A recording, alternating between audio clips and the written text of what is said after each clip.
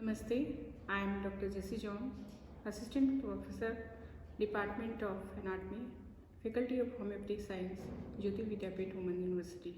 Today we will discuss the osteology part of the anatomy. Today we will study the anatomy of the sternum. Sternum is a flat and narrow bone forming the anterior median part of the thoracic skeleton. It has three parts anatomically, and these are manubrium and body of the sternum and chamfer process. All these three parts resemble the shape of the sword. This manubrium, the handle of the sword, where is the body of the sternum, the mid portion of the sword, and this chamfer process resembles the tip of the sword. Now we will focus only on the manubrium part. Manubrium is quadrilateral in shape. It has two surfaces, anterior surface and this is the posterior surface, and there are four borders.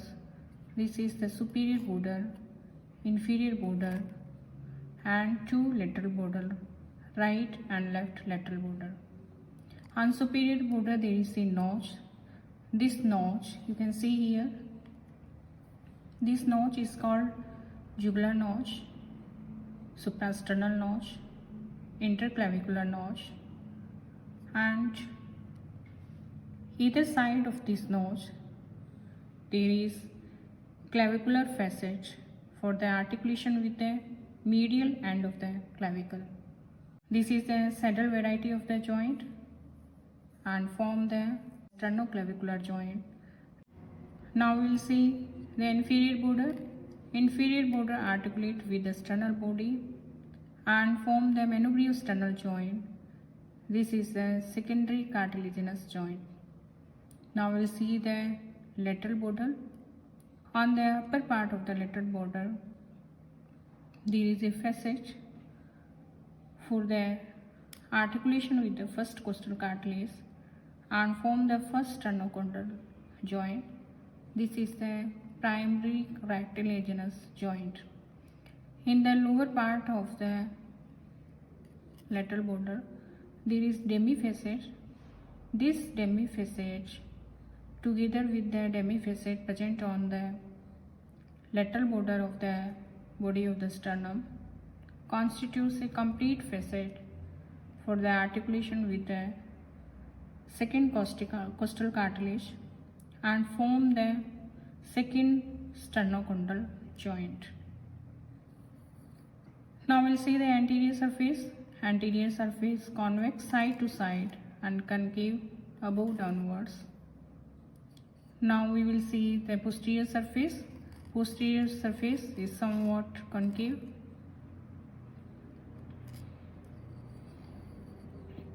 Anterior surface gives the origin of pectoralis muscle in the either side, and upper part it gives the origin of the medial end of the sternocleidomastoid, and on the posterior part this gives the origin of the sternohyoid muscle in the upper part, and either side it gives the origin of the sternothyroid muscle.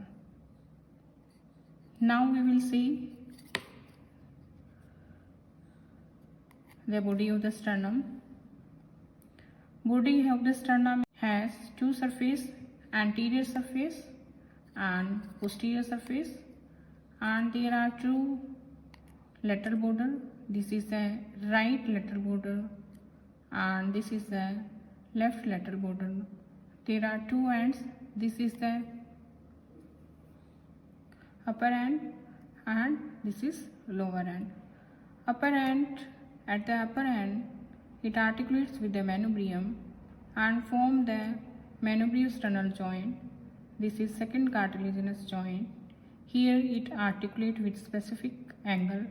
This angle is called sternal angle or angle of the Lewis.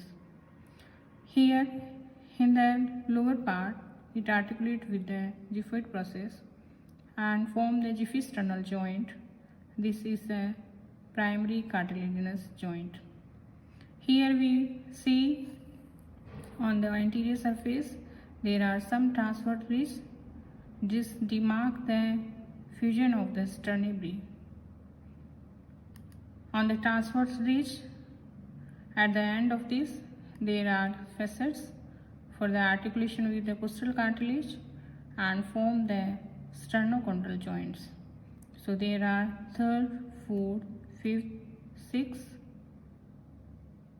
There is a complete facet, and this facet articulate with the corresponding costal cartilage and form the third, fourth, fifth, sixth sternochondral joint.